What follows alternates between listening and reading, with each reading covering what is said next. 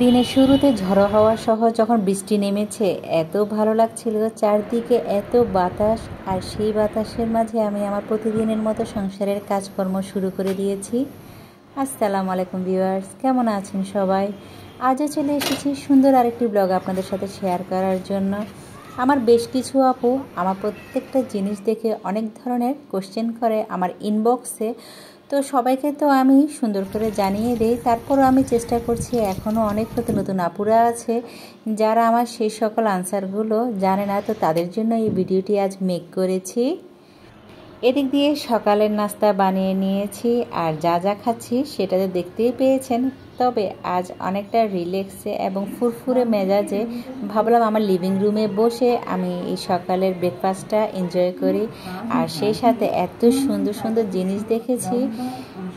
সংসার নিয়ে তো এত ব্যস্ত থাকি, আমাদের বাংলাদেশের এত সুন্দর সুন্দর জায়গা আছে যেগুলো দেখার সৌভাগ্য হয়তো সবসময় আমাদের হয় না। তো মাঝে মাঝে টিভির মাধ্যমে একটু দেখে নিজের মনের যে কষ্টটা সেটা একটু পূরণ করার চেষ্টা করি। তো যে টপিকস নিয়ে আজকের ব্লগটা আমি রেডি করেছি, আমার এই কিচেন আইটেমটা নিয়ে আপুদের অনেক কোয়েশ্চেন আসে, তো ভাবলাম আমার আপুদের উপকারের জন্য এই জিনিসটা আজ আপনাদের সাথে একটু ডিটেলসে বলে দিই। তো এটা দুপাশে সুন্দর করে খুলে ব্যবহার করা যায়, আর বেসিনের মাঝে রেখে খুব সুন্দর করে আপনি যে কোনো জিনিস ক্লিন করতে পারবেন, সেটা যে কোনো সবজি বা ফল, মাছ বা মাংস। তো আপনাদের ব্যবহারের সুবিধার্থে একটু আপনাদেরকে এই জিনিসটার ইউজফুলটা দেখিয়ে দিলাম। খুবই কম বাজেটে কিচেনের জন্য এই কিচেন ঝুড়িটা আমি কিনেছি, আর জিনিসটা ছোট হওয়ার কারণে ছোট বেসিনে খুব সুন্দরভাবে এটি ক্যারি করা যায়।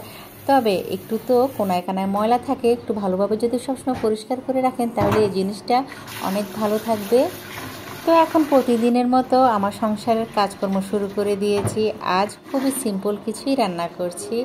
বেশ কিছুদিন ধরে ইচ্ছে করছিল একটু ভর্তা আর ডাল রান্না করার জন্য, তো ওইটা চিন্তা করে একটু রান্না করে ফেলছি সব কিছু।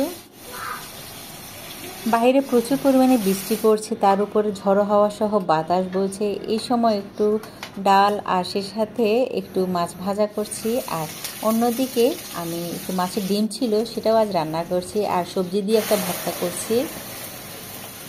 তো সুন্দর করে সব কিছু নিজের পছন্দ অনুযায়ী রান্না করে ফেলছি, আর মাঝে মাঝে খাবারের এই ধরনের একটু ভিন্নতা আনলে খেতেও বেশ ভালো লাগে। আর আমার ডালটা প্রেশার কুকারে আজ আমি রান্না করছি।